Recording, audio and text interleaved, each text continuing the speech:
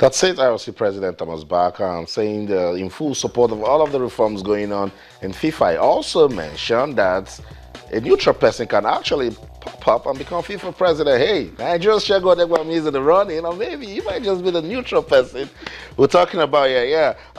Let's still stay with these issues going on in FIFA. Now, Michel Platini suspended. UEFA says he's still our president, but the English FA says we're not supporting this guy anymore. Yeah, they're withdrawing their support. And, like I said, you know, UEFA stood, well, a large chunk, a large part of UEFA stood behind Michel Platini because nothing has been proven against him. It's just that this suspension will, you know, do a lot of damage to his reputation and his chances of becoming the next FIFA president. But the English, some will call them purists for what they are, and they're like, look, if you have cases to answer, why our integrity is at stake here, so why should we back you? So we'll see. But of interest to me today is the comments of Blatter, and you know, Blatter says he'll keep fighting. He wants to still be, he wants to get an opportunity to actually do the handover. With the 90-day suspension, he's not going to be in charge. Oh my God. But he said, look, I'll fight tooth and nail. I'll do what I can, because actually the reform process and everything that I initiated, I still want to be there to perform the handover. If he's going to get his wish, I don't know. But it's interesting if Sepp Blatter is still upbeat, that is still sounding confident, that he's still telling us that, look, I'm up for the fight. I'm not giving up. Don't just write me off. I'm still in this. So we'll see how all of that pans out. It's interesting to me. And in the days ahead, we'll see how all of it. But, you know, my words are coming true now. I said, Ali bin Hussein, you know, I may be wrong in the part of the Korean, you know, he's one or two, he has one or two issues now, but I think the coast is clear for Ali bin Hussein, and the body language of the English, it looks like he might have a little bit of a problem because the president of the Asian Federation has thrown his heart into the ring, and that's where he's coming from. So he might just be relying on the support. It's clear for Ali bin Hussein. Africa. What's wrong with Africa? What's wrong with Africa? Nothing much. You could say our brother is in charge now. You know, resumed in the office. He said, "Look, forget about all the problems." I don't know if I agree with him. Anyway, he said, "Forget about all the problems. Everything is okay with FIFA. We have our challenges. We'll get back." I mean, he said all of those comments. I don't know if I agree with him, but our brother is at the helm. Fortunately, he's not going to participate. He probably would have a good chance. You know, if you probably have a good chance if he was contesting the election. What can I have to do for African contestants now that he's acting president? Can he say one or two things? Can he? I mean, of course, you know, if CAF, all the you know, affiliates vote like a block as they always do, I mean, everybody will take us seriously. UEFA is split now. Yeah. Some will stay with Platini. So and Asia is split as well. Yeah. CONCACAF and CONMEBOL. I don't know what's going on right now. They might just shift towards They Africa. might not. So if we play our cards, right? Yeah. You know. But I don't think they're going to take anybody from Nigeria because you're really optimistic. But I don't know. Okay. But I'm hoping that Nigerians will be in the mix. Are you as optimistic as let me just say I'm optimistic about Africa and Nigeria, but I think it's about time Africa and even Nigeria gets involved in international FIFA it's about time politics. for Africa. I don't know about Nigeria, but it's about time for Africa. Even if Nigeria doesn't. What do you mean it's about time in Africa? I don't know about Nigeria. Look at the guys. What do you mean? Look at the guys that are coming from Nigeria. Yeah. It's going to be very, very difficult, sir.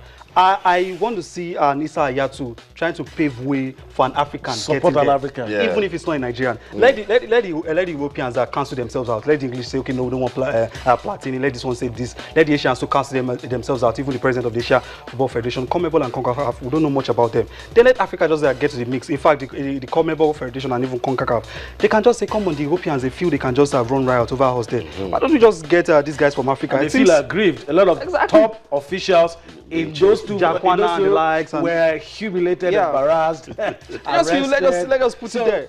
I am very sure that those two confederations that Said talked about will not back anybody they feel is supported by UEFA. So if you're looking at the mathematics, the calculations, the permutation, it's getting interesting. If Issa Hayatou can't just be bold enough, not saying it is getting close to do you know, Africa. if Issa Hayatou can be bold enough to support an African, but then again, if you look at the politics, if he does that, it's going to have consequences for him as a person. Yeah. And Why? Now, Why? What consequences? This guy is African. well, let me give you a African. conspiracy theory. Somebody might just show him the white paper.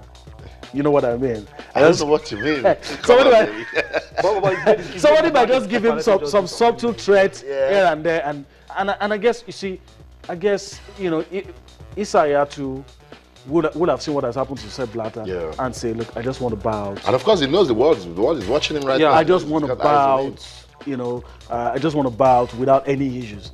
So I don't think it will be in the tick of trying to select or trying to do things in a way that influence. But if you can be bold enough to support an African, yes. There's nothing wrong with it. You can be professional and still show some love to Africa. Let's read some tweets. Babatunde Ishola says, I hope the Eagles B team will win so that the second leg will be a formality. It is their chance to showcase themselves at #sports tonight. Thanks so much, Babatunde Ishola Ojo, for sending us that message. Keep it coming on Twitter. We're channels_sports. And right about that time, Dr. Obunayaremi sends his tweet. Okay, it's just following the show. Aside, let's take a quick look at big games across Europe. It's selected fixtures. The English Premier League is back. The La Liga is back. So football fans, a busy weekend. Tottenham will take on Liverpool. That's a big game. What a way to start for Jurgen Klopp. Let's see what they can do with that. Chelsea will play Aston Villa. If Chelsea does not win this game at Stamford Bridge, but I think Jose Mourinho will just say goodbye to the league when everyone is expecting. Now, the Arsenal travel to Johnny Gallo's Watford. Everton will take on Manchester United. That's another tricky game for Louis van Gaal and his team. And Manchester City will play Bournemouth. Said, I know you are going to stay with that Tottenham and a Liverpool game, but let's just run through Spain. Real Madrid will take on Levante. Barcelona will play Rayo Vallecano. Eibar will play Sevilla. Valencia will play Malaga. Villarreal will play Celta Vigo, while Real Sociedad will take on Atletico Madrid. That's in the Spanish La Liga. Which of the leagues are you following? Let's go to Italy now, where Napoli will play Fiorentina and Inter Milan will take on Juve. Yeah, I mean, 7 years from now, that would have been a very big game. But now it's sort of Inter Milan was saying in recent times. Yeah, I mean, some years down the line, I mean, you will have done everything to watch that game. But now, I mean, no recognizable faces in Inter anymore. Stars are not there. They've somewhat turned to a selling club. And you're really surprised. And even Juventus, too, not without their own problems. And, you know, some people have called them the poster boy of the Italian league. And, I mean, they've sold their best players this season, and I mean in the off season, and they're struggling. But I really want to talk about Aston Villa and Chelsea.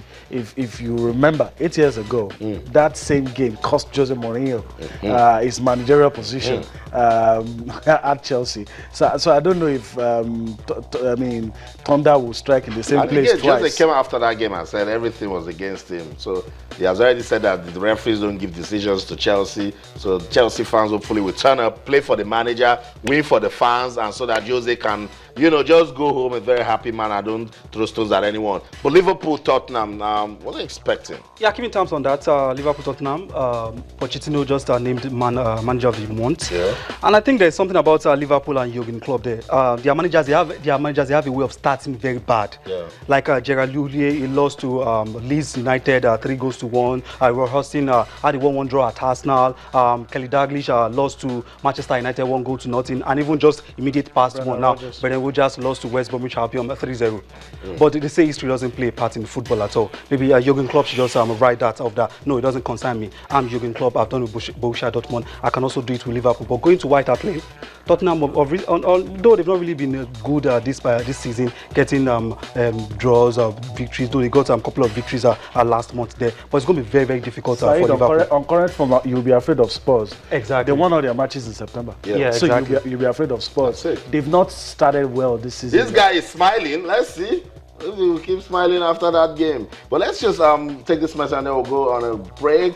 Akpan in the Freke, thank you so much for bringing this one to Said Abbas. I was waiting for it to come. He says, I want to disagree with Said Abbas. Mathematical Odegbami is well qualified for that position. He said he's sound. Let's leave it at that. Exactly. Let's leave it at that. Nobody can argue with that. Let's leave it at that. Yeah, that's it.